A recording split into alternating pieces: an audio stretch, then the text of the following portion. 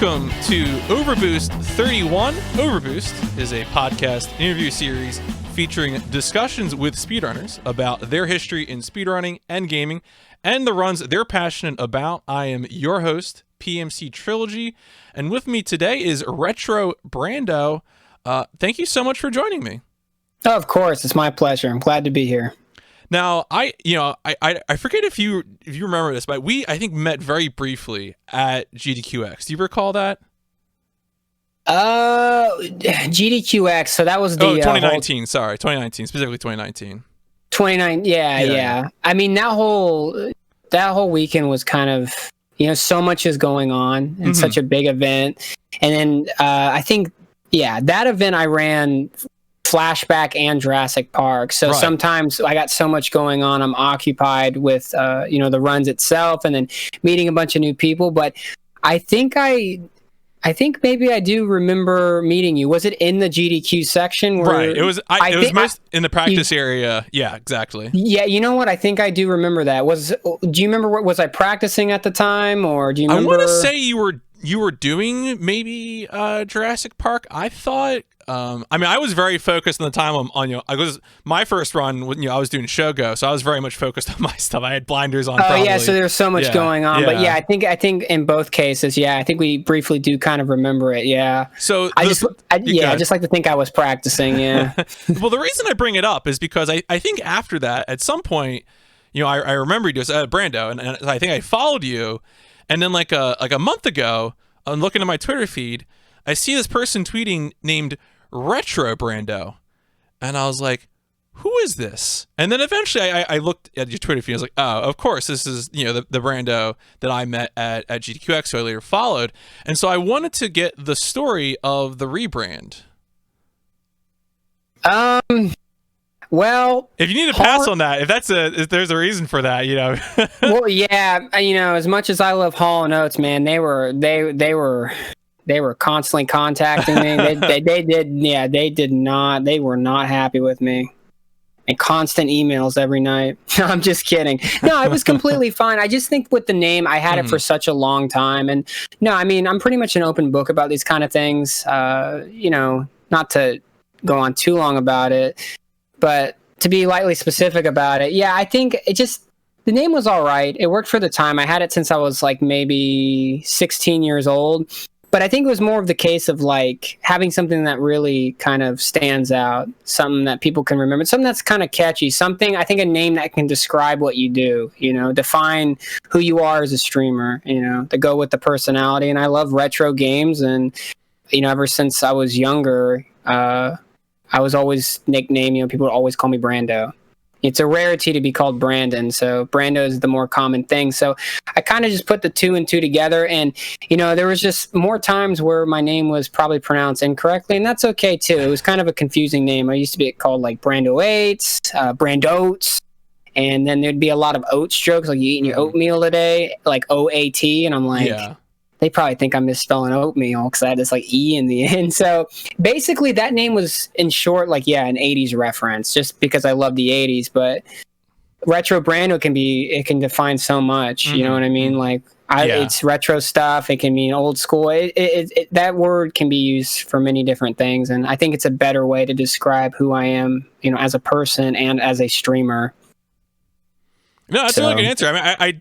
It is tighter, and I think names were, even though it seems weird to say it, but I think the point you brought up about ambiguity in like what are the words at play here? How do I say them? That is, in a fundamental way, off-putting. You hate to think about it that way, but I think that you absolutely do bring up a great point, and no one's confused about RetroBrando, right? Like, you see that. People get the general idea, and most of it was, it was all positive feedback. It's a big change, so it's like one of those things. It's like it was big for me, and most of the I've discussed it with people, like at events and stuff privately, because you don't want to mention it too much when you're live streaming, because there could be somebody in there be like, all right, I'm gonna take that name. I know exactly what I'm gonna do. So it was more like a lot of the people that I'm close with on Twitch. They were just like, dude, it's about time. Like, what were you doing?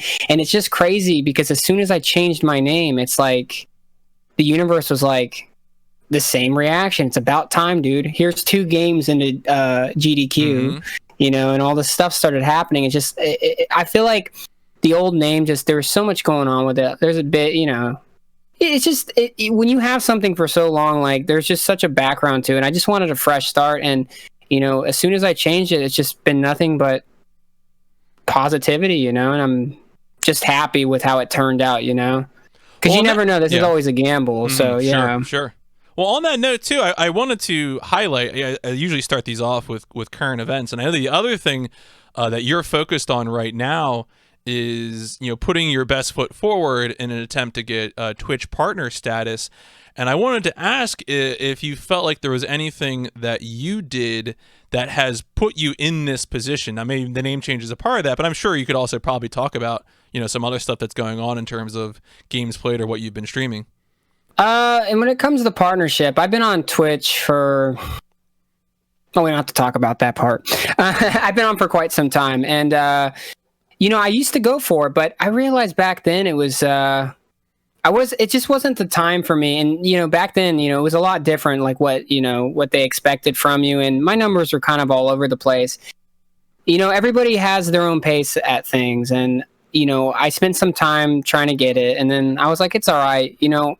I think I know what I got to do. I want to get into speedrunning. And I made that my main priority. So I talked about this a couple times in my stream, and hopefully I can explain this well. It's like, I wanted to learn the art and craft of speedrunning, how to do it, but how to do it right, and to be very good at it. So I wouldn't say sacrifice, but I wanted to put all my focus towards that and be the best I can be at that. And once I was ready, I wanted to start trying to get in these GDQ events. And I'm going to mention this to anybody that submits to GDQ, and I'm being honest when I say it took me about 3 years to even start getting into the event. Just keep pushing. It's all about passion. Put 100% work into it, and don't give up. I'm serious. You'd be surprised. Just stick to your goals, and that's what I did. And I'm so grateful to think that I've gotten in so many times for all these games, and it's just not getting in for these games. These are the games that I grew up with. It molded and shaped me as like a person. Like it holds a special place in my heart, and the fact that I get to run all these, do all this stuff was amazing. And I can't say I hit my peak, but I think I kind of hit that level to where like, all right, I'm content with this. I did well. I got Resident Evil in. Resident Evil is my favorite game of all time. I said it's time to start focusing on a new goal. Let's get back to this partnership, grind. And it is quite the grind, and that's what my main focus is. And, I'm 100% dedicated, and I can't stop, won't stop. And I think that's what they usually say, the kids these days. But yeah, I'm gonna. Of course, right? Yeah. I'm gonna keep pushing towards it. I'm gonna. It's consistency, schedule, you name it. It's like, obviously it's paying off, and I'm going to continue to do what I'm doing, because I think what I'm doing right now it must be right, because things have been going pretty well for me, I have to say. Awesome. So in your description there of, what's gotten you to this point, I think you've previewed now a bunch of things that we can now sort of get into, but let's go back to the very start, which is to say, you mentioned a lot of these games that you play are games that molded and shaped you. Where does gaming start for you? What are the very earliest gaming experiences for you? That's a fantastic question. You're really good at this stuff. You're great. I got a little practice. Like you said, keep with it, right? I feel like exactly. See, you can tell there's a lot of you are very passionate about this, and it goes to show. So good work, and good job to me I wasn't prepared for a follow-up question on this one. No, I'm good. I like to think like when I was a kid, the first console I can remember, I was aware of the NES, but I was hooked on the Sega Genesis, man. Mm-hmm. And I was lucky to grow up.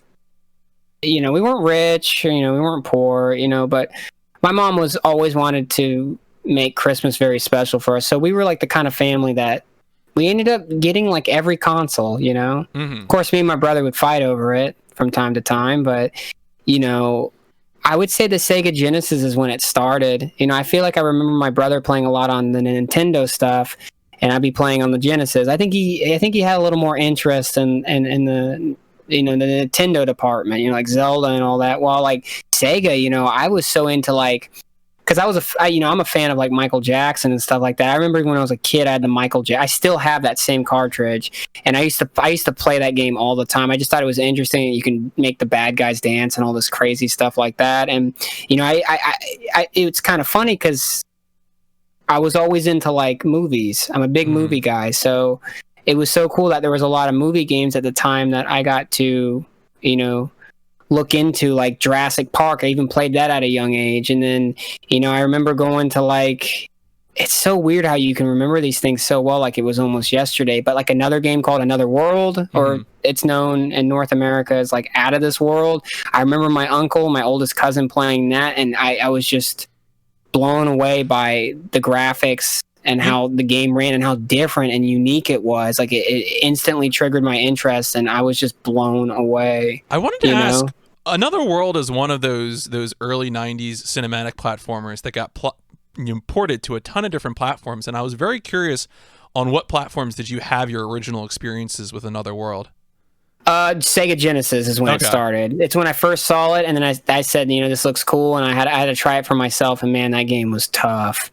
But yeah, I mean, originally was released on the Amiga, and then it did so well, it came out for like, I mean, it has probably as many ports as Resident Evil 4 at this point. Yeah, well, it's one of those ones where you still had a lot of those computers. Like, I copied down the list just because stuff is always very entertaining. But it was like, Atari ST, 3DO, a DOS port, Jaguar, I still got my 3DO. I always call it the more improved Sega CD. As much as I love the Sega CD, I'm not saying I don't love the Sega CD more, because I do, because I grew up with it and it's very nostalgic to me. But it just graphically, it had like a lot of the same ports, but they cutscenes were a little more crisp, sharp, smoothed out rather than pixelated like the Sega CD offered. But yeah, now growing older, it sounds like you were fighting over video games with your brother. You mentioned that Another World was something you had experienced on account of other family members.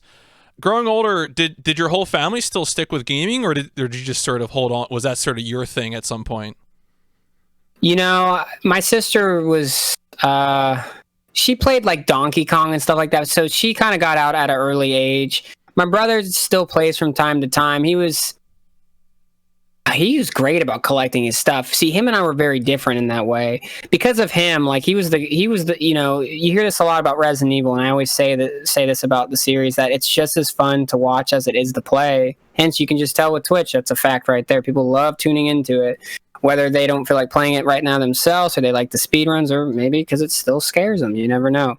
But I was like that. I didn't want to touch the game, and my brother would play it for me, and it was so fun to watch. He liked those games. That's something him and I had in common, like our love for that series and games. And it kind of he kind of drifted off from it. But he was really, like I said, he was really into the Zelda games. And, he even like still has like Final Fantasy, Majora's Mask, and like even the strategy guides, like all in mint condition.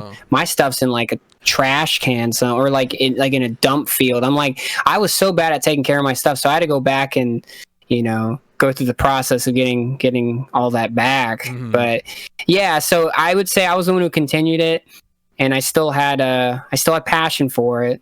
So go ahead. Yeah, it was just, the order was like my sister, with some of the Super Nintendo games, and then my brother. And then, he still does. He plays like a lot of the, like Last of Us. I remember I know it's a bit of an older one, but when he did play it on the PS4, he told me he really liked it. And on occasion, he'll, play some Street Fighter 2 on his Super Nintendo Mini and stuff like that. I know that because he visited me like 2 years ago, and he beat the crap out of me with Ryu, so. Street Fighter 2 is a brutal game. Oh yeah, it's a tough one. I love him Bison though. One move, I always call it the washing machine. And then when someone's about to die, I'm like, all right, time to get put on spin, and then I'll start doing that little slide kick move when you spam it. Yeah, it's terrible, but I can't help but to use it on beginners. But once you know how to throw people and block it, yeah, then you just get thrown around. But yeah, great game though. I love Street Fighter 2 and Mortal Kombat. Those are two great games. So you anticipated one of my questions, which was going to be, of course, what? Well, okay, so you answered generally, right? You said that generally speaking, your brother had done a better job of holding on to, these old video game stuff and keeping them in good condition compared to you. But I'm going to ask a specific one. Do we know where the original Genesis is? The original Ancestral? My original Genesis? Yeah. Is that also gone with the wind, or I'm just curious? I could tell you a story though. Okay, so the original Genesis, I think something may have happened to it. Sorry, the beginning of Raiders of the Lost Ark just popped in my head. Like I just pictured the Genesis being there, and then like some boulder chases you. Like that's how like gone it is in my. It's in space by now. I can tell you when I got another Genesis. Like I ended up getting the Genesis 3. So yeah, a lot of that stuff I can't recall what happened to it. Like I used to blame these like little gnomes in the house that would just take our stuff because a lot of it just disappear. Maybe my mom or dad donated it. Who knows? Maybe they thought we were done with it. We had a stage, because we'd always do constantly different things. Like me, it wasn't just gaming. I had a bunch of different hobbies. Yeah. Like I was always all over the place. So they probably just assumed at that moment. And the next week I get back into gaming. I'm like, where's my Genesis? So I'm not sure, but yeah, like the Genesis 3, I ended up getting again, and that's when I started collecting. But a lot of the Genesis games I grew up with, to kind of connect with that question, I still have. Okay. Even as a kid, like speaking of Moonwalker and like Street Fighter 2, I still have the copies ever since I was a kid. Everything else I had to, go back and get from retro stores, eBay, so... All right, so let's move forward into time a little bit. One of the questions that I like to ask, and I haven't heard other speedrun podcasts do this, is at some point in time, we're adults, we got jobs, we pay rent, etc. And at some point, we really took ownership of our hobbies instead of just being something that we would get a console at Christmas or something like that. We either saved up money to buy a console or a new computer. Got a job and then used that money to buy a console or a new computer. Do you feel that there is a point in time when you took ownership of your gaming hobby, such that your brother wasn't I don't know if your brother would have been gaming at that time, but they would have no claim to the console because it's yours. And maybe you're even living alone at that point, so it's really truly yours. Yeah. You mean like in terms of like feeling like it's my stuff, or feeling like it's your stuff, exactly? Yeah. So like as an example, go ahead. Yeah, probably when I was, I remember because as I was getting older, when I was like turning 12, and I was getting like into the, more into the Resident Evil series. I mean, I got into it when I was about 7 because of my neighbors. I mean, that's another story too. But yeah, I think I remember collecting like, I had my own, because what happened was, while time was kind of, it was moving forward for others in a sense of like, my brother getting into the newer stuff. I've always, again, stayed a bit retro and old school. That relates back to the name too. Like, I even remember like, like when, you're a kid and like these new figures come out and like, you were like, oh, can I get this like new like Turbo Man? That's a good example, right? But I would get stuff that was like sold like 4 years ago, like at Big Lots. You know how they would have like the stuff that they would pretty much like send to Big Lots and stuff like that, like different stores, like older figures that were on sale. I just kind of got stuck in this nostalgic phase. So while that was kind of, everyone's kind of moving forward with that, I kind of just stuck with the retro stuff because I enjoyed it so much and there was so much more to explore. So, later on I ended up getting like my mom got me a PlayStation from the pawn shop. So I kind of just stuck with that. I mean, I still like the newer stuff, but yeah, I would say like around the PlayStation era, I felt like I started kind of claiming it as my own because it was bought for me, Yeah, versus, but then it mixed with, it's like either, my mom would like buy this stuff for us together to share, and then she would literally specifically buy this and say, hey, this is for you. That's when I kind of felt like I took ownership, I would say. Yeah, I mean, it varies off and on, but I'd say like when I was around 12, 13, I started getting like my own stuff. Yeah, no, for sure. That sounds about right too. I mean, I think for me, I always think of the time when I over like a year saved up money to buy a PS2 at launch when I was 12. So that's always like the area I point to. As a similar example. Yeah, that kind of, now that reminds me, I would say, you know what, here's a good one too. Okay. I think this is what you're probably aiming towards as well. I didn't even answer. I think the first console I feel like that was actually mine that actually felt like it was my, because I mean, it's common sense here too, was the Game Boy Color when it first came out. I mean, it's a little handheld thing. You hold on to it, it's yours. You know what I mean? So that purple clear one, you remember when they're advertising that Game Boy Color? And that felt great for me because, if it was such an adventure to have it, because I remember the first game I got for it was the Game Boy Color version of Link's Awakening. And I beat that, and that was such a fun game. It was such an adventure. Okay, for me that was probably the most like memorable moment of having something of my own and taking it anywhere I please, even though I had to change the batteries out constantly, but other than that, good memories. Exactly. Yeah, that definitely. So, a lot of the games that we're going to be talking about, again, as you mentioned, you have an affinity for these older retro games. And of course, these are all primarily single-player games because we're speedrunning them. I did want to ask, there's been a lot of online games. And typically, when I ask runners, do they have any multiplayer game interest, or have had phases with them over the years, like MMOs or playing other games online, has that been something that you've done, or have you pretty much always just sort of kept to your enjoyment of the older stuff? Oh, you mean like in terms of just like online games, League of playing Legends, with people? WoW, Call of Duty, whatever. Have you had any phases of that? I have an addictive personality, so WoW was definitely a no-go for me. I mean, it seemed interesting. I thought about it. Don't get me wrong, but I just never got myself involved in it. The one game, believe it or not, that got me into modding an Unreal Engine, because I was doing this before Twitch and I had so much fun modding. It was basically, when I was younger, I used to be an artist. I used to sketch, but I don't know. I think visually, I always wanted to become something more. Like, I can create it. I can be a part of it, like move around in it, like taking art to the next level for me personally. Like, that's what video game, is like when it comes to like engine work and doing that kind of stuff in video game design. Was this game called, this is when I really learned about modders and their very talented skills, was a game called Land of the Dead Road to Fiddler's Green. Now, a lot of people know it as an Xbox release when the movie came out, like in, I think, 2005. Yeah, it's a 2005. Oh my God, did that movie, that movie was fine for me. I don't mind. It's a fun film, but that game tanked. Yeah. But it was one of those games that taught me, even though the game was really bad, don't underestimate the people that can fix it.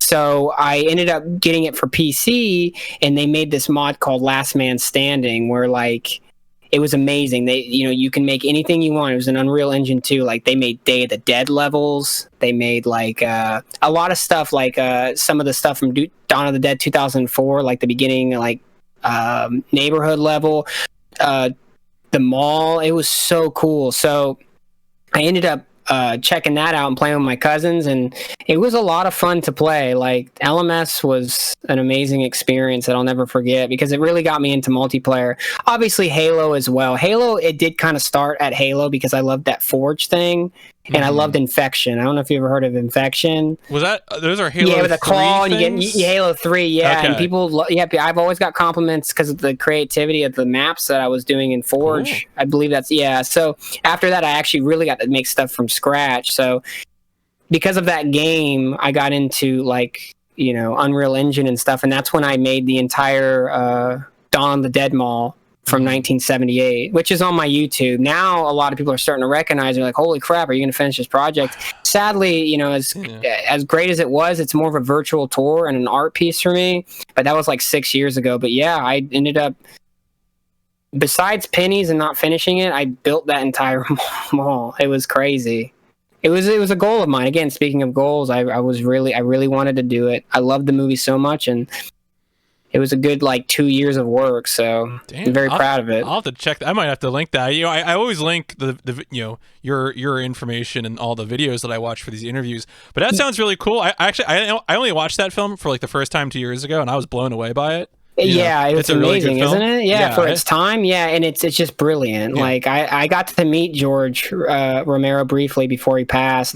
And he was such a nice person, and I actually showed him my project. And I had the Dawn of the Dead community supporting the project. I had the Krishna zombie, Mike Christopher. He actually, funny enough, lives pretty close to me, which is because I saw him at an event and I got to meet him. Tom Savini signed the project. It was like an advertisement thing, like little pictures. And George Romero saw it, and he had this long line, and I still remember, it's kind of like, sign, next person, because everyone was really excited to meet him. The Godfather of Zombies. He stopped and he looked at it, and I said, this is like a virtual tour. This is something that, that I really am proud of, and I hope you enjoy it too. And he really stopped. He's like, this is an original. And he literally stopped the line. And I remember it was kind of like, we got to keep the line moving, but he like stopped and he really looked at it, and he looked so happy to see it. And apparently, like, not that long ago, my cousin was talking about, I guess there was some, what was it? Like one of the Dawn of the Deads had like the, the commentary, like where they go over the movie. Yeah. And he was talking about how neat it would be to have like a virtual tour nowadays to see it. And I think that's something that kind of made him be like, oh, someone actually did this. And my cousin brought it up, and it was very special to me that, I don't know, that he really recognized the project and the hard work that went with it. And even Ken Foree, Peter from the movie, he said it too. He joked with me because it was just a virtual tour. He's like, looks great, you just got to add some zombies. So yeah, I talked to him a bit. So I talked to quite a few people from the movie. They're all super nice and sweet. But yeah, it was a great time in my life. It was at my peak of being like artistic and feeling very creative. That's really cool. That's super, super neat story. See, I'm always so surprised by these stories I get to uncover by asking about multiplayer stuff, because you never know where it's going to go. And I think too, right now, because of how unstructured I think multiplayer gaming was, especially before the rise of like matchmaking and stuff like that, I think you get exactly stories like the one that you just told, which is, you did mod work and then got to share that. It was very, very cool. Yeah, you see what people can do, and sometimes if it, like I said, if you're interested, give it a shot. You never know. It's like put a little work in, and if you're passionate, you'll see some progress, and you'll start doing the same thing, and before you know it, you're gonna be like, wow, I'm actually creating these stuff. I'm in something that I created, like a level of some sort, and it's just cool that it's like making your art come to life, And it's just a surreal feeling. Like, I don't know. You can tell thinking back, it's just making me very nostalgic. But yeah, it was awesome. Yeah.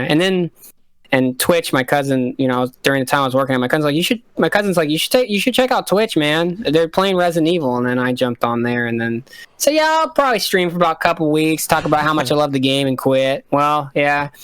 I'm still going. Well, so that was going to be exactly my next question, which is, which came up first for you, which was, I think I'm inferring from what you've said so far that you learned about Twitch and streaming before you started speedrunning. Is that right? Yes. It was basically, I went from like just playing multiplayer games off, like offline or online, enjoying my time with friends, just having a good time, and again, doing map making, modding, building stuff in Unreal Engine. And then he just popped up and said, hey, I know you're a big fan of Resident Evil, because he likes Resident Evil as well, my cousin Jeremy. And he was just like, I found this site called Twitch, you might want to check it out. So yeah, I kind of connected with that. So I honestly, back then I was very, very, very casual. So I knew of the game, and I thought I was awesome at the game. We all thought we were awesome. Well, yeah, you should regardless. But like in terms of like being great at the game, I was like, man, I can, do this. I played this version and beat it with just a handgun. Boy, was I in for a treat when I seen some of these runners back in the day. I was like, well, wow. So yeah, I went into Twitch when I first started, just doing casual runs. I really just wanted to talk about my passion of the series and how much I loved Resident Evil, and I wanted to show off all these different ports because I had the knowledge to do it. Because I usually love playing on actual hardware. So like I one day I was on like the Sega Saturn version, and everyone's like, oh, so what's up with this version? And then I was explaining the differences. And another day, we're just talking Resident Evil 1, so to speak. Yeah. And then I play Director's Cut and play like a range mode, or some known as advanced mode. And I'm like, well, this is the difference in this version. So it was fun. And then it went on to RE2, RE3, because that's the beautiful thing about Resident Evil is that in the older versions, they always have something unique and different to offer not only for a collector, but as someone that would play the game as well. Unlike some games nowadays where it's just a slight graphical difference. So yeah, the differences among a lot of those older versions, especially between like comparing like Saturn and PlayStation versions or PlayStation and N64 versions, gets very, very interesting. And certainly Resident Evil, I mean, you know this, but like you read about the version differences for like Resident Evil 2 and N64, and it's like, whoa, what is going on here, you know? Yeah, so. They always wanted to, that's what I liked about Capcom. Like they always wanted to offer something different. So it's like, you know, you're not just buying another port. It's actually worth it because it's a different experience in a way, and it offers something that makes it more interesting. And speaking of RE2 for Nintendo 64, that randomizer mode, that was a neat little touch, you know?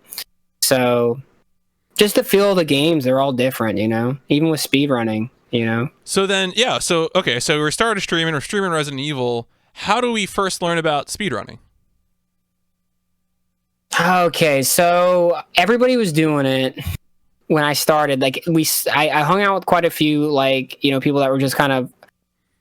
I know someone, Wolf DNC. I met. He was one of the earlier streamers I met. He was playing Resident Evil 3 and he was playing it pretty fast. And he did some challenges here and there, and then there was a couple other runners that I seen. I didn't understand it though. I said, so they're not enjoying it casually. They're not enjoying the experience. They're just flying through it. So I didn't understand it. I didn't get it, you know? It took me a while, maybe about a half a year. And I was like, well, I wouldn't mind giving this a shot just to see, you know, you don't know until you try.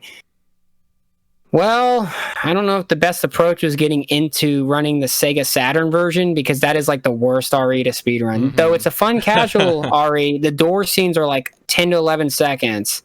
So you got to think, like, on the average RE game, I mean, you can beat like even the PlayStation version, let's just say like an hour and some change, maybe something like that. If you're at the same speed and then you play Saturn, it's like an hour and 30 minutes, it feels like. Oh, boy. Yeah, because you got to think PlayStation's door scenes, just say on the average, are 6 seconds a door scene.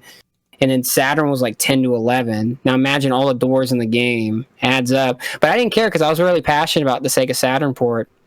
So I was running that at first, and, you know, I was running all these different categories, and I was okay, but I don't know. I just felt like, you know, I could have been better, and I think I was trying to find my place in speedrunning.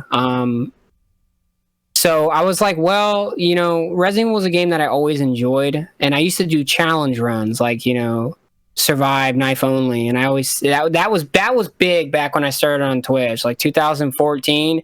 You know, someone got a world record. That was a big deal. It didn't matter what version. It didn't matter how many people were on the leader. Like, none of that. If you got a world record, you were top dog for the week, man. People loved it because more people did challenge runs, like no first aid sprays, or you know, knife only, or pistol. You know what I mean? These things that.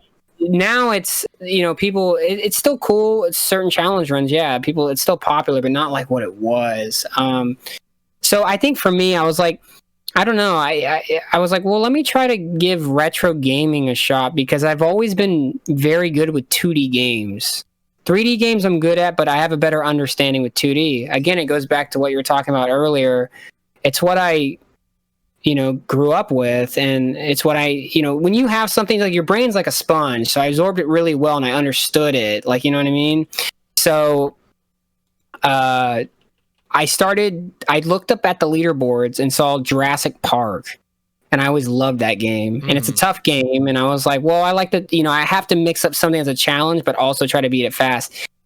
That's what really started speedrunning for me, like, more seriously. That's when I said, you know, maybe I got something going here. Maybe I'm not so bad after all. Maybe I just, because you know what happened? It taught me something. I started asking myself a few questions. How passionate I am about this game. 100%. Well, there you go. What goals do you have? I want to get world record. Just little questions like that, but always be realistic about it. And that was my goal, and I was grinding that game for 2 weeks. Granted, I was still new to speedrunning, so I was still understanding the concept. It's like a thing. You got to learn it, and you gradually improve. And I remember that was my first world record, and Honestly, I remember that video. I was like, holy crap, world record. I was like freaking out. And that's where it started. And then after I kind of, I got a little bit cocky and I tried some other games and they were really tough. So it was kind of like, start running what you're most comfortable with. Because speedrunning is like this is what I try to explain. Speedrunning is like, it's so many different things. Like, I want people to understand that there's so many different styles to it. Like, just because I'm good at like 2D stuff, it doesn't mean I'm going to perform the same at first person. And people shouldn't expect you to perform the same. It's different styles of gaming. People need to understand that too. And that's one thing that I told myself, like, never give yourself a hard time. There might be something I'm not as good at, or there might be something I'm really good at. And it so happened, like, I was just really good at like those janky 2D bad movie games and some really underrated great games. Mm-hmm. And like I mentioned, Another World and Flashback, those are great games that I got world record for. Those were a toughie. But the movie games like Home Alone and Jurassic Park and Indiana Jones, but a lot of these games were known to be very, very unfair and challenging, and that's what I liked about it. These games tortured me as a kid, and I love movies, so like these old school movies like Indiana Jones, like, Jurassic Park, Ghostbusters, so I love that they made movie games out of it, whether they were good movie games or bad, because movie games get a bad rep, but there are some good gems out there. Oh, yeah, absolutely. So, yeah, and that's what the thing, it gets a bad rep, especially the older ones, but there are some real fun ones. I think the thing is, people tend to misjudge them because they're a bit unforgiving, and I completely understand that. Like, you get a game over within, like, one death. Like Terminator 1, you die once, Kyle Reese he's terminated. That's it. It's over. So I don't blame, same thing with Terminator 2, but that's what I liked about it, to take these games that really, we love the movies growing up, and then they come out with the game and then they destroy us. So it was my job to go and beat them as fast as possible, whether it was a high PB or world record, and teach that game a lesson. But also enjoy it at the same time. The passion's there because I love the movies. So right. You kind of get that vibe. So it's the nostalgia, but you're also kind of getting revenge. Yeah. I always try to say, you don't want to have that kind of mindset. But no, you can make an exception for those movie games. I'll tell you. Yeah, they were pretty rough. So this is an excellent opportunity for me to get a few takes from you about your catalog of games that you have run, which is that I always like to ask, first off, of all the runs that you have done, what is your favorite? That's a great question. So out of every game I've ever speedrun, like, what was my absolute favorite? Yeah, what's your favorite run? And you are allowed to answer that in whatever way you want. You could just say it's the most enjoyable to actually play, or Hong Kong 97. Hong Kong 97 for sure. No, I'm just kidding. I did speedrun that for like a week, but that was a joke, but it was kind of addictive. I'm not going to lie. What a bad game that was. You know what? I would have to say, as much as I loved Resident Evil, like running a range and routing it more, because when I took over the arrange mode category, it was slightly routed. There wasn't enough put in there, so I spent a good few months finding up to 2 to 3 minutes of a time save, and routing and finding glitches, breaking games have been so fun.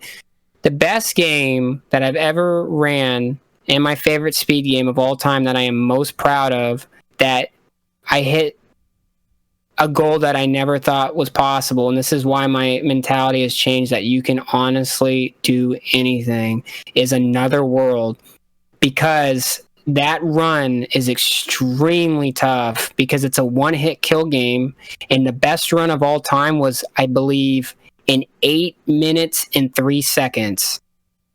That's extremely fast. It was on the 15th anniversary edition. So I ended up running the 20th. So there was a little bit of a time difference, but overall, like, they're kind of equaled out. But the 15th, they're just different. Like, whatever you're like, more comfortable with.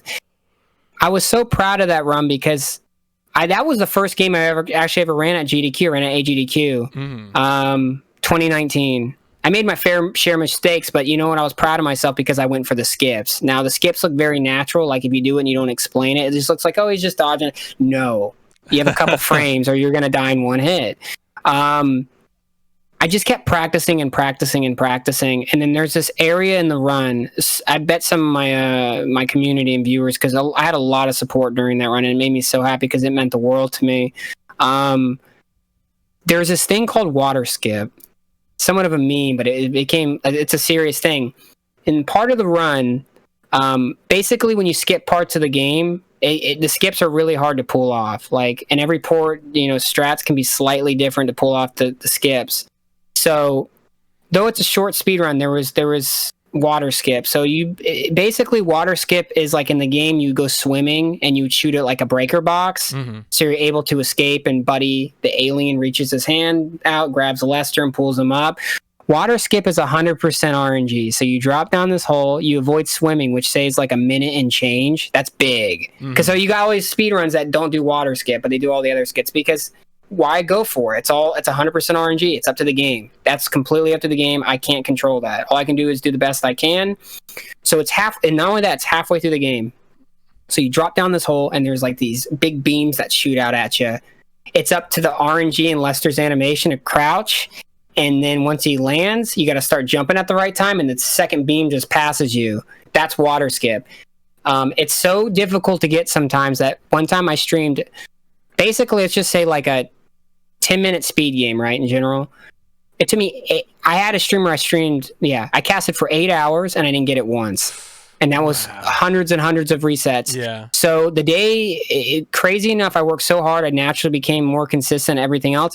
And I was very lucky. I think, again, the universe had some way of working itself out. I got it, and I think it was an 8-minute flat. So I beat that best time by 3 seconds. So it's considered the ultimate speedrun, because everyone knows how unforgiving and hard this game is. Sorry to keep going about this. No, please. We're going to touch on Another World anyway. And talking about it now is a great time. Yeah, so I sent you that run. So if you ever go back and watch it again or whatever, it's you'll see my face. Like, I freak out. Like, it's the PogChamp face. I'm like, oh my God. Because the next day I figured out how to do another, like, there was a wall glitch that was already done in 15th, but the problem is on 20th, there's easy, normal, and hard. So hard just naturally runs faster. If it quickens Lester's speed, overall, it's just generally a faster. So you want to run on the hardest difficulty. The problem is, on the hardest difficulty, sometimes it's harder to shoot the enemies, and the enemies are more accurate with their shots to kill you in one hit. So I found this strat like the next day where you can just run a little bit, and then, like, this is the beginning, like when Buddy's trying to open up the doors and you're making the shields and fighting off the aliens, where if you jump at the right time and keep jumping, you turn around and you keep crouching backwards, you don't supposed to pick up your gun. That's the trick. And he can glitch through the wall, and he gets to the next checkpoint, unlocks the checkpoint. So in some games you can actually go back to the menu and reload your checkpoint because you work to unlock it. I hit a trigger to unlock it, so it unlocks it from the main menu, and then you reload that checkpoint, and it skips, like, I think it saves like 11 seconds. It did that next day, so I was proud of my 8 minutes. So I got one without that wall glitch, just in case. And then the next day, I got it with the wall glitch within, like, maybe the first hour of streaming, if I'm not mistaken. And then I ended up getting a 7 minutes and 48 seconds. So, and you got, after water skip, you have to do a bunch of other skips. So I'm not a keyboard player, so I was using my controller and then using my left hand on the arrow keys to do the skips, because the skips are a lot easier on a keyboard. But I've never been fully a keyboard guy. I would mess up my lines. So my lines are for my controller, and anytime I did the skips, I'd use the controller on my right hand and jump. It sounds so crazy and weird, but it worked for me. It works, right? Yeah, so I would use that and use the arrow keys to do these, like, little skips. Like, just because you got water skip, you had to do so many other hard things, and you couldn't die once. So the whole run, I didn't die once. Everything was really good. Maybe like a 2-second loss on a certain area, but other than that, I got all the skips first try, and that was my goal. And yeah, I'm extremely proud of myself for that. It was something that I always say, oh yeah, I mean, I'll probably go for water skip, I'll do this. I didn't think I was actually going to do it. I just, one day I was like, you know what? People just made it seem like it was impossible, and it made me think, well, is it? I don't know. Let's give it a shot. And it was like a 2-week grind, if I'm not mistaken. And I did it. I did it multiple times, actually, but of course, after getting water skip, I died a couple times. It was because you're shaking. It was the first speedrun where I actually felt afraid, and I'm not afraid anymore, so it was weird. The whole Kevin McAllister quote. But yeah, I was a bit, Yeah, that is my most. I hope that answers the question pretty well. No, That is it my does. I most. mean, Yeah, and it's a great showing of why because too. you got to think, when I was a kid, it was one of the first games I was ever introduced to, and I remember watching my uncle, my older cousin, play it. And to take a game like that somebody mastered already, because the ultimate speedrun, that was a 7 minutes and no, sorry, it was an what was it, an 80? It was an 803 if I'm not mistaken. I could be wrong about its time. It was in the 803, 80 something. I just never thought I could do something like that. But what I try to tell people is that in speedrunning, I think the more games you learn, the more you will earn in return, because you can still take a good couple weeks to focus on one game. But think about it. If you learn variety, you get yourself out there, even learn games you're not as comfortable with, they all kind of go full circle, and it works itself out, because you got to think, like, you learn a new game, you're like, I kind of remember this when I was learning that game. That's a little similar to what I did in that game, or that's a little similar I did in this game, and it quickens the learning process. Instead of just sticking to one strict game and certain style of speedrunning, you learn this variety, and it kind of it meshes together. And when you learn a new game, there's like certain little things you can pick out, you know what I mean, that actually you can use towards a new game that, quicken the process. So for me, running maybe, I mean, I could be spitballing here. That's what I usually say in my stream, maybe 30 plus with categories included with games. Yeah, I've ran so many games, and honestly, all I've ever seen was improvements. And every time I learn a game, I always say, I tell people this, anybody that wants to get into speedrunning, you have to ask yourself, how passionate I am about the game. I'm pretty passionate, or yeah, I'm 100% passionate. What's your goals? High PB world record. Are they realistic goals? Yeah, I would say so. So you got to ask yourself these questions, and remember these questions throughout the journey. Like, there's been games where I just kind of want to have some fun with it. I'll probably aim, for a decent place. I hit those goals because I was honest with myself. You should always ask yourself these questions, versus games like, I'm 100% I'm passionate about it. I want to get top 3. And, look at where you're at when you're starting to learn a run, and then set a realistic goal and go from there. And if you could be wrong, like at first trying to figure out where you are time-wise, but you start to get used to it more and more, and you can start calling it, I hope that makes sense too. But it's like, it can get so specific. Like, you just got to ask yourself a couple questions. My whole thing is never get disheartened about speedrunning. Like, remember why you're doing it. You got to have fun with it. Always remember that. And you got to, if you just want to have fun with it, kind of expect fun results. Don't think they're bad results. Just, you wanted to run it for fun. So, you got a decent place, and that's, that was your goal. You know what I mean? If you don't want to take it too seriously, don't expect a serious time. Have fun with it, That's my whole thing about speedrunning. Yeah. Just about fun. I think too, your point that I want to highlight as well is that one of the benefits of, learning more games is that you learn how to learn. And I think not every game is necessarily going to be a home run as a speedrun for you, but when you learn games, when you do find the games that unexpectedly, excite you for whatever reason, you're going to be really prepared to go to town on those. Like if you and I, we pick up a new game, we're like, oh, I didn't think of speedrunning this, but like for whatever reason, we're ready to go. Thankfully we benefit from that experience of having sort of, again, learned how to learn. Regardless of what happens, even if it's like a negative, like, experience or anything, there's always some kind of positive you can get out of it. Sometimes you just gotta dig a little deep to find, and sometimes it takes time to realize, oh, maybe that wasn't, even with speedrunning and like certain runs that you can do. For me, I always tell people this, I excel at like 2D games.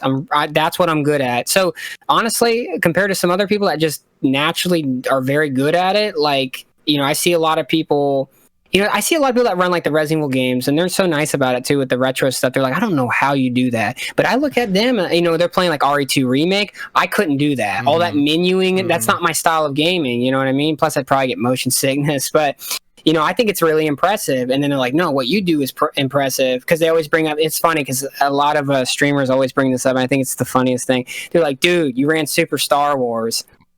Like, you remember that game? Yeah, I speedran the first one. I did pretty well. I want to go back to it and maybe move up on the leaderboards. I didn't actually end up saving my run, but it's an RNG fest. So they kind of feel the same way. So it's just like, yeah, it's whatever you're pretty good at, and if you're really good at it, take advantage of it, and you'll see some great results. You know, Resident Evil was one of those games too. Resident Evil 1, I learned pretty. You know, I see sometimes people giving themselves a hard time about Resident Evil. Like, that's a very competitive game. Not only that, but you know, it's one of those 3D games. It's about room lines and proper movements that you can lose a lot of time or gain a lot of time due to how well you execute each strat. I even consider moving around a strat, like, especially with Resident Evil 1. So Resident Evil 1, I've gotten a lot better at it, but I went to PC, I started training, like, Rocky 4 music was playing in my head. Music, yeah, because of GDQ. But I wanted to get better to represent the game as best I can when the event comes up soon. But yeah, I mean, I learned that game a bit slower than others because 2D is my thing. So that 3D whole thing where you have the option to move around anywhere you please, at first it kind of freaked me out. I'm like, man, I can bounce off the wall. It's like pinball, you know? So it took a while to, you know, of course you want to take time, forgive yourself, and then you start slowly building that confidence and you start to feel better and you start to see results. And obviously it's a given that you're going to start feeling better about the runs and yourself as a speedrunner. Now, I do want to get the flip side take here. We had started this conversation with, you know, your favorite run. Of course, you talked about Another World. You also now mentioned Resident Evil. Do you have a game that you feel like is your least favorite that you run? And this is not an invitation to bash the game or the community, but just something that you tried and it didn't work for you for whatever reason. Like, even if I finished it? Yeah, I mean, you could have runs up on the board. You know, you have saved run, but you're like, you know what, this is just probably not something I'm going to come back to. I did a run. It really wasn't my thing. That's a good question. Give me like 10 seconds. Because the first thing that popped in my head was Young Indiana Jones for Sega Genesis. I am the only one still, because I've opened up quite a few leaderboards, and anytime I do a run, I try to set a great example. Like, this is what I try to tell people, no matter the size of the leaderboards, never underestimate the runs. And I try to set that example. So I set, you know, what I do is I do a run, you know, they call it like a free world record. Let's say I'm opening up a board. Yep. That doesn't mean I'm not done with it. I'm waiting to do the best I can do. So and then the next person that comes around can watch the run, and you know, it pushes them to be even better. You know what I mean? Set a good example for people to follow. You know, if you're capable of doing it, you got to do it. But back to Young Indiana Jones, no one's even submitted for that game yet. No one wants to touch it. That was one of those games, same with Indiana Jones and the Last Crusade for Sega Genesis. I had to route that myself because all that was available was a task run because the game is so ridiculous. And Young Indiana Jones is even worse. So I ended up watching a task and routing it to what's humanly possible to do. And, you know, I finished the run pretty quickly, but I wanted even a better time. But I don't know. It's hard to answer that because I might go back to that game because I don't know. It was, as much as that game pissed me off, I like the music and it's Indiana Jones, but that game is a game that I can't recommend for anybody. It's messed up, dude. Well, it's a messed up game. I don't know. When it comes to a game like, man, this wasn't for me. Yeah. And you dropped it. I mean, you say not even in a negative way. Right. Well, the thing is, I'm not inviting you to say... This wasn't for me. Like, almost like it's not for me. This is not my style. Right. I think I realized that when the first week Resident Evil 2 Remake came out, I was like, you know, it looks like an interesting speed game. And I was working on it, and I did pretty well, like, offline, and I was getting there. And sometimes I'm pretty quiet about this stuff. Like, you know, I see where I'm at, and I compare myself with some of the times that were on the leaderboards. This was very early on. And, you know, it was just kind of stressful, and it just wasn't for me. Like, so basically, to answer it, like, I guess a bit better in general about games is that just any, like, newer type games, they're just not for me. I think it's good to expand and do things, but if something's really not for you, you know, yeah, I would say maybe RE2 Remake was something I couldn't get into. RE2 OG I do really like, though. Yeah, for me, like, the more simple the game is, in a sense, doesn't mean it's easier. Just like with basic movements, basic jumps, basic menuing, more about the speed, you know what I mean? Like, more is not always better for my speed runs. A lot of my speed runs involve, like, you know, A to jump, this to shoot. It doesn't matter how RNG heavy it is. If it's like a simple setup and layout with controls, the better I'll perform. Even if it's a high RNG game like Ghostbusters or something, you know, that's how I work. Hope that's a good answer. No, but that's perfect. I think that stay away really from young sense. Indiana Jones, guys. Young Indiana, Stay warned. away. Yeah, be careful. So I like to get a few takes about one of the topics. A few topics I want to cover. One of them is health. Now, I think I saw either in your Twitter bio or your Twitch channel panels that you have some professional experience with fitness related stuff, and so I especially wanted to ask you, do you have any particular approaches to health and playing games and streaming? Whether that be hands, wrists, or things about being sedentary and sitting for too long, stuff like that. Oh yeah, anytime I get the opportunity to talk about it, I don't shut up. I mean, sometimes I do my fitness classes and stuff like that to show people that they can get in great shape just with their body weight. Even to the point where as long as you have room to do push-ups, you got some good workout routines to do, trust me, if you're working out with me. So, I always tell people, because I hear this a lot, like, oh, I'm starting to get this thumb pain, this wrist pain. Yes, I think it's extremely important. Like, honestly, I can tell you, like, my regimen now that's been working pretty well, Sure. like with streaming lately. I literally spend an hour, like, before, except to do my hair and stuff. I'm just kidding. Like, I spent a good hour trying to kind of mentally prepare myself, because I understand, you guys, streaming can be a rough thing. You get on, you're streaming for the world, basically. To maybe do about 15 minutes of stretching. If you need a workout beforehand or after, stuff like that, like stretching is really important. And then breaks are important too. At least, like, if you hitting that 3-hour mark, get up, stretch a little bit. Even if it's light stretching, it will make such a difference. I even do this thing with everybody, and they tend to follow it. I need to add it back to the Raptor Egg point system. That's what I call it, Raptor Eggs, Jurassic Park reference. There's a lot of chair stretching you can do if you're sitting in a chair, whether you're like watching, lurking, it doesn't matter. We're probably all sitting down with some kind of weird posture. Like, sometimes when I'm playing games, I get into it, and my posture is not perfect. I always tell people it looks like I'm mid front flip. So, like, someone can go to follower list, but is this guy doing parkour on stream? Because I'm like this. Like, it almost looks like I'm doing a front flip. So, like, yeah, it's good to get up and do stretching. Or if you want to help out the viewers, like chair stretching, you can do neck stretches, roll it around. You can do side stretches. A lot of shoulder rolls, wrist rolls. Like, there's so many different things that you can do. In terms of fitness, yeah, I think it's very important to work out. You don't have to kill yourself doing it. It can be something as light as 15 minutes a day, and it will still make a big difference. You'll release endorphins. You'll feel a lot better. You feel like, I noticed, like, lately, like, I've just been doing stuff really light, like stretching for like, about 15 minutes. And then I'll do maybe some push-ups, some squats, just kind of get the blood flowing through the body. Really gets the adrenaline going just a little bit, but it makes you feel good enough to where you're not exhausted. It's not too hard of a workout to where you can sit down and you can feel that energy, not just from coffee, but just naturally from working out, using your body weight. So stuff like that, yeah, it does make a big difference, because I've had days where I woke up and I checked, my phone, and it's like, oh, I got to get on stream in like 15 minutes. Trust me, it's a massive difference. Your body tenses up, your neck feels a bit stiff. You want to make sure you eat. You want to make sure you have a little bit of time to sit down and just kind of adjust yourself mentally.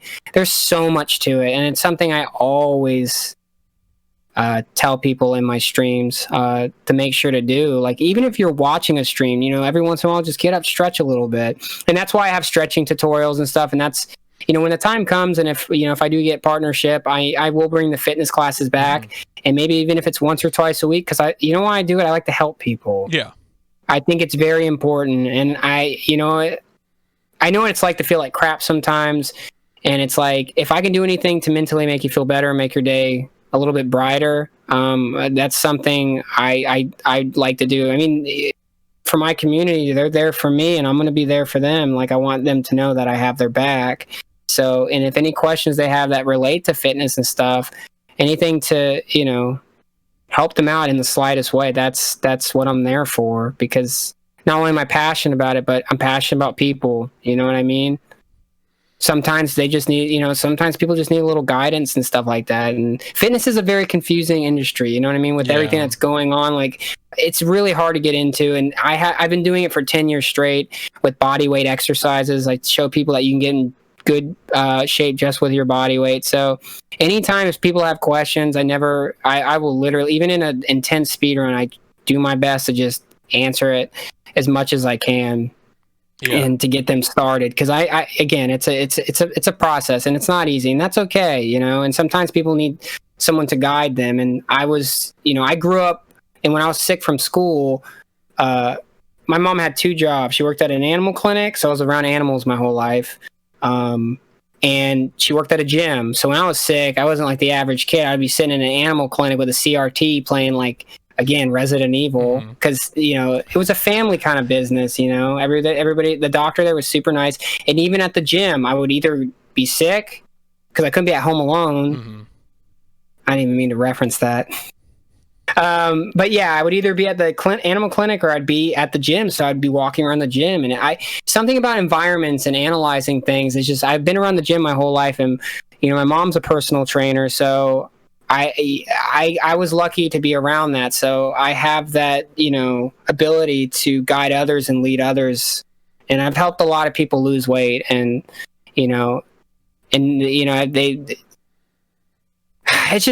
a very nice thing. I'm not choking up about it. It's just, you know, just knowing that you can help people mentally and in a healthy way just means a lot to me. Yeah. Because, you know, I think good people deserve to be happy. You know, that's the most important thing to me. And sometimes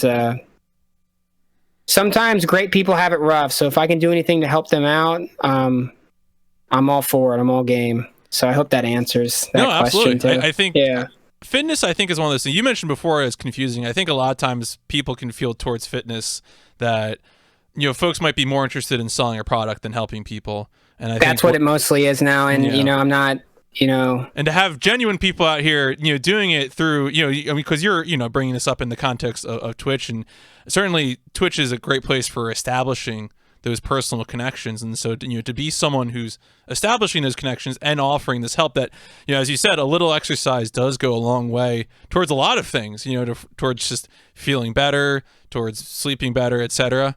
You know, that's really good. Yeah, I mean, I think in general, like, I just want people to know that they can be the best they can be. And, you know, the worst thing you can do, and it's okay if you do sometimes, because even I slip, is never compare yourselves to others, because no one is better at being you than you, especially when you are your best you. And people need to know that, like, and, you know, just because someone else can do something, you know, you don't have to compare yourself to that. You know, you do what works for you. You know your body better than anybody else, and you do what works for you, and you focus on that. You put too much focus on other people, you're going to lose yourself in the process. You want to focus on the most important thing, and that's you. You know, that's what it really comes down to. You know, it's with anything in your craft and everything, you know. Yeah. Same with your podcast. They're great. I'm having a great time, man. I appreciate it's all about passion. That's the most important thing to me, really, is that I truly don't know how much of an audience there is for Speedrun interview podcasts, but I really think these stories are all great on how people get to this hobby, and, you know, to be able to document them, learn about them directly, firsthand, primary sources, it's a great time, and so I'm glad. I can tell the way you listen and your questions. Again, you're very passionate about this, man. So this is why, you know, I watched, you know, when you first contacted me, not to get off topic here, I watched Enigma. He's a good buddy of mine. He's also not afraid anymore. He's a great dude. I said, wow, you know, these are great. This is brilliant. Like, I love the setup. I like how he does it. You know, that's a definite yes for me, because it wasn't just some podcast. You like doing these things. You're passionate about this, and you actually like to listen and hear about these things. You know, you care about these things, and that's what makes you good, and that's what makes you great, honestly. Thank you. Yeah, no problem. Thought I'd get that out there. Let's lighten it up. Let's do some fun takes. So we had the speedruns earlier. I know you have already mentioned, this is a question I especially like to ask to people who are into doing real hardware stuff. And you mentioned you've played Resident Evil on a ton of different platforms, Another World on a ton of different platforms. Can I get your favorite and least favorite controllers? Yeah. My favorite controllers, I mean, you know, that varies, because all the games I run, whether it's a casual game, a speedrun game, it all plays some kind of role to where it might actually work to its advantage for a certain game, you know? One controller I'll tell you that I really like that not many people are like the biggest fan of, some are, is the Sega Genesis 6 pad. I actually think at this point I prefer it more than the Super Nintendo controller. Sorry, guys. But the Super Nintendo controller is great too. But again, I guess, you know what? It's hard to say that for a fact. Okay, how about this? It depends on the game. There are games I prefer the Super Nintendo controller for. It feels more natural. And then there's games that I feel better with the Sega Genesis controller. I'll give an example. Mortal Kombat 1, Mortal Kombat 2. I love those games on Sega Genesis. I know the Super Nintendo version of 2 is great, but I really like how the input is and how the timing is and how natural the Genesis controller feels, because remember the D-pad on the Genesis 6 pad is very roundish, so you kind of round your attacks. Like let's say Raiden is like, what is it, downright, wow, I need to play Mortal Kombat again. Downright like low punch or something to do the electricity attack. So you just slide it versus like, you know, Super Nintendo controller, you kind of have to really use your thumb to rub up, and it can eventually get some pressure on your thumb. Like my thumb started hurting. So it really just depends on the game and stuff like that. So there are games that like I couldn't see myself playing Donkey Kong on a Sega Genesis controller. As for just worst controller by far, the 3DO controller is kind of weird. Oh, that one's a little bit weird. I mean, I can go really into detail with this because I have a lot of consoles. The Dreamcast controller just makes me feel like I'm flying the Millennium Falcon. That one's not... that one's bearable. I wouldn't... You know, that one's tough to speedrun on. Nintendo 64 controller did not age well for me. Mm-hmm. Probably mostly. That thing is just weird. That thing is weird. So, yeah, I mean, that's a great question, and it's... So I know you have a lot of these 90s platforms. Obviously 3DO is one of the weird ones. Do you I have to ask this question because I think I was maybe like over 7. I had Pete Dorr on the podcast, and I had the opportunity to talk with him about the Jaguar controller. Do you have a Jaguar? Is that something that you do? That was one console I've never owned. Okay. Yeah. That's the one with the full numpad on it. So I always like. I mean, if I did, I'd probably have. You probably already. I would have already had a different opinion on the controller. Probably would have been that one. I've seen it. Yeah. Yeah. No, that's a real thing for sure. Yeah. No, those are solid answers. All right, so I wanted to give you a chance. Now, at this point, you know, the runs that I had watched in preparation for this interview were, you know, your world record in Another World, the one that you mentioned earlier, the one that you got the just under 8 minutes on. Yeah. Your current record for Jill Arrange any percent, the no major glitches, I think bad ending category, and then also Jurassic Park any percent Grant. A thing I wanted to do was, I know at this point, at the time of recording, we're in mid-December. And at the beginning of January will be AGDQ 2021. I know that you're going to have 2 runs in that event, and I just wanted to give you an opportunity maybe to throw out your sales pitch for those runs. Obviously, you've already talked about Resident Evil a little bit and what makes the arranged mode interesting, but if you wanted to cover that and also talk about, because I think the other run you're doing is Ghostbusters, right? Ghostbusters. Am I thinking of the right thing? Yeah, you're right. Ghostbusters for Sega Genesis, correct? Yes. Yeah. Yeah. This isn't the first time I've talked about Ghostbusters in this podcast, because I had Van Mega and we talked about NES Ghostbusters. That's a different creature. Yeah, you already know, man. Stay Puft is just creeping in the back the whole time. As for sales pitch, I think, if I'm not mistaken, I don't want to say too much, but there might be a possible interview as well for that run right beforehand, which I'm really excited about, because then I really get to explain it again as much as I can. So you bringing this up is great. So, yeah. Take a practice swing at it. Do it. No, but yeah. So Resident Evil Director's Cut it's to me the best Resident Evil port out of any of them in terms of like offering the most, because there is the beginner mode if you're new to the game, there's the original mode, and the arranged, some know as advanced. Now, here's the big issue, and I don't blame people because Capcom made it super confusing, let alone some of these releases we get nowadays. If it's like on like a PlayStation 3, PlayStation, it just depends on the country and how it's released and which port they release it. there are two versions of director's cut, guys. So I get a lot of director's cut memes, and I see it in different channels, and I'm just like, oh man. I said, okay, it's not their fault. They just don't know. In 1997, they released the Black Label edition, which came with the Resident Evil 2 demo. So director's cut originally released with the OG score, like the original music that you get from the 96 release. A year later, the greatest hits editions for PS1 games, that's when they released Resident Evil Director's Cut Dual Shock Edition, the green one. Yeah. That one has what people know as some really, really, really bad music. So when they think of Director's Cut, they think of the clown music. We call it the clown farting basement music. There's so many names for it because it's so bad. And but what people don't know is that there are a few good songs, and I'm not even lying. I'm not trolling you guys. There are a pretty good amount of good songs in that version. It's just the problem is, compared to normal video game soundtracks, the songs that are bad on there override anything that's good because the songs are that bad. So when people think director's cut, they just think of the bad music, and then they don't ever give that difficulty a chance. But what they don't realize is they originally released the game with the original score, because I see things in other Twitch channels like, man, they need to mod this game to add the original soundtrack. Oh, you talking about they say, oh, director's cut version, but there's director's cut, then there's director's cut dual shock. Don't touch. I'm just saying, for most people, don't touch director's cut dual shock. It's just standard director's cut. The double disc that comes with the RE2 demo. So I've even had people like, hey, is this a mod? It's like, wow, so many people have missed out on this.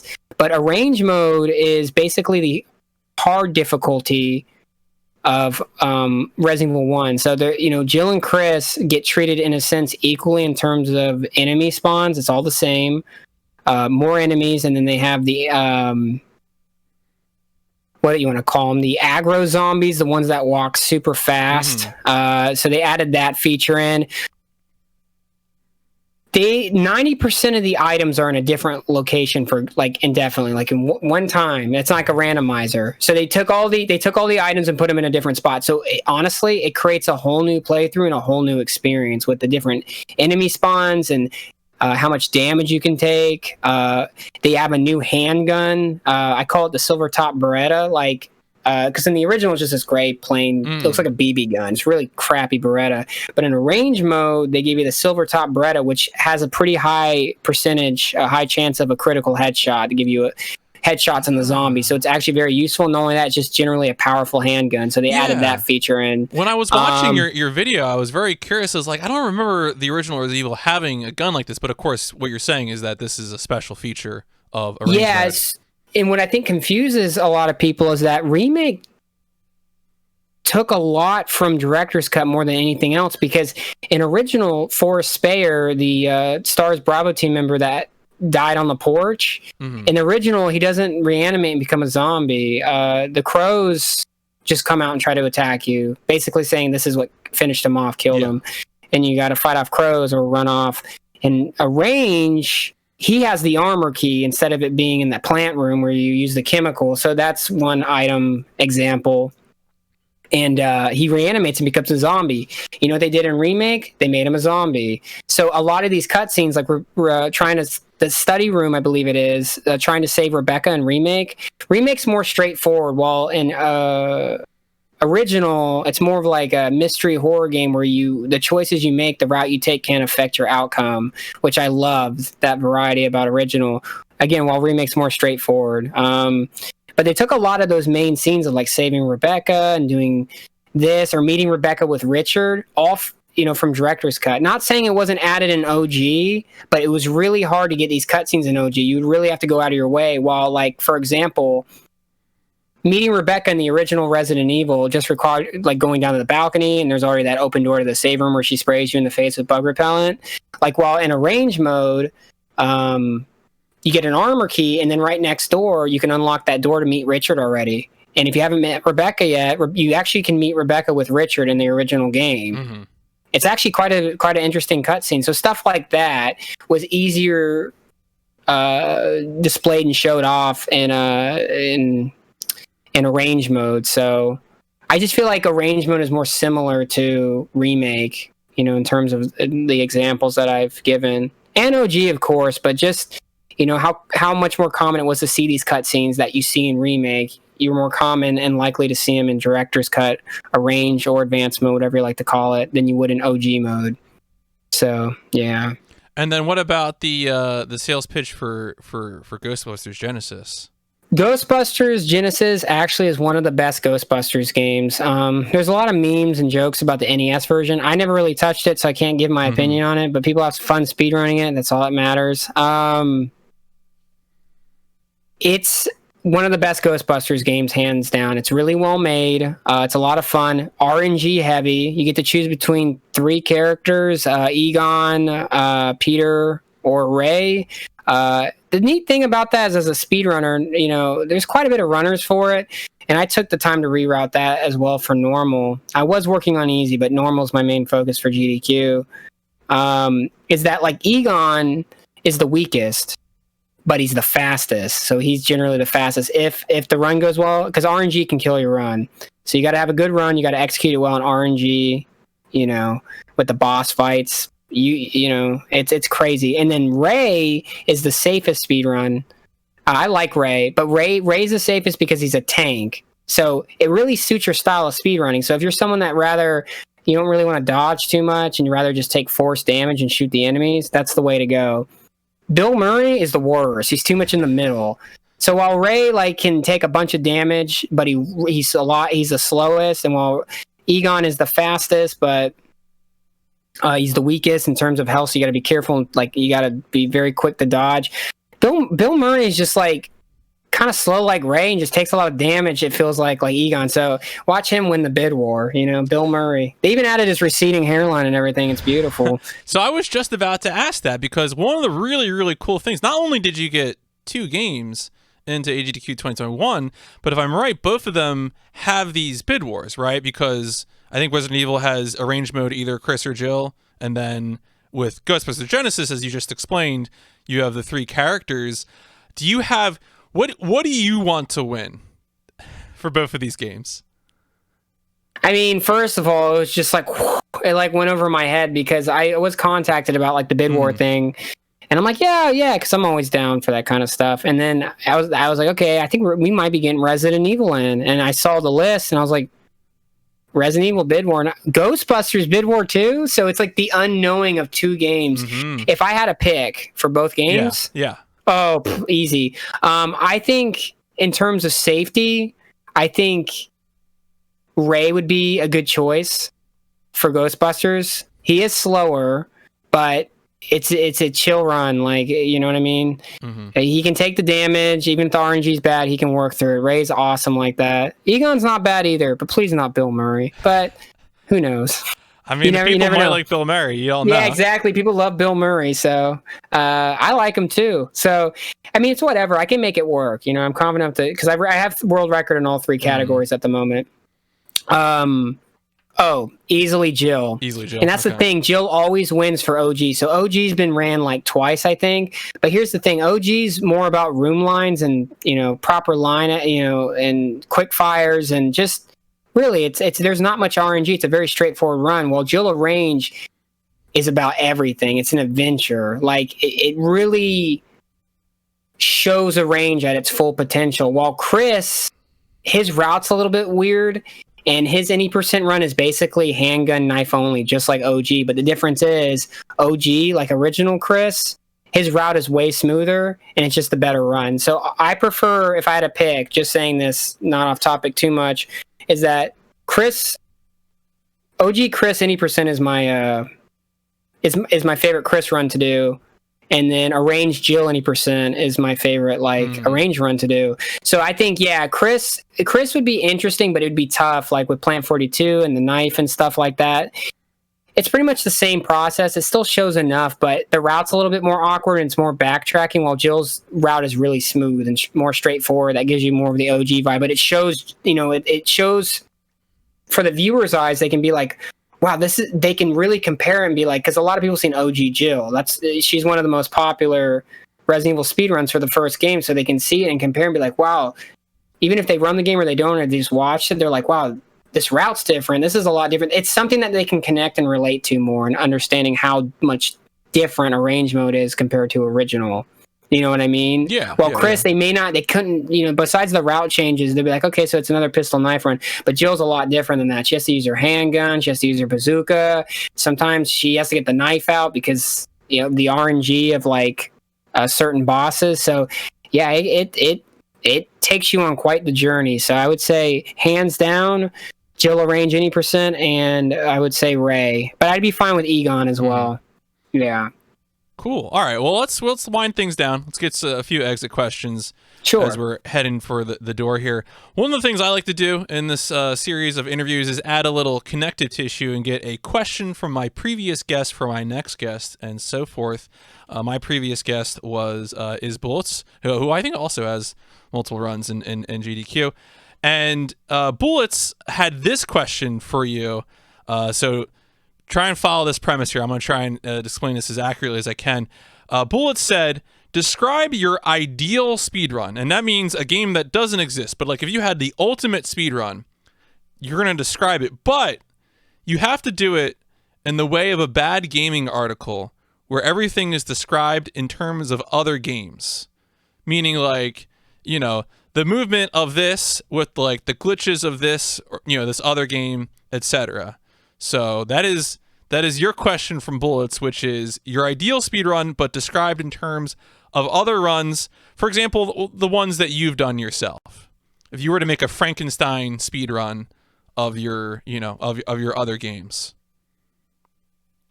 That is a bit tricky of a one. That's a bit tricky, but that's why I was like, let me make sure I communicate this. It's your ideal Frankenstein speedrun. And you're describing it in terms of... If I had to define a speedrun to do, like you're talking about one of my runs... Well, I'm saying... I think it's more... I think the intention of the question is an exercise of imagination. So that I would... So, for example, if I did it, I would say something like the movement of Just Cause 3 with the... maybe the door clips of Die Hard, Nakatomi Plaza... etc. So I think the idea is that you're mixing a few things and you're saying this would be my ideal speedrun if I mixed these things from other games. Oh, like putting together a bunch of different things from speedruns to make it one ultimate speedrun for me. Yes. Okay, defining my games that I run. Okay. Well, probably... Okay, give me a second. Take a second. Because, I run okay. Obviously, you don't have to use every game, just a few. Yeah, I'm thinking of like the best ones going down the list.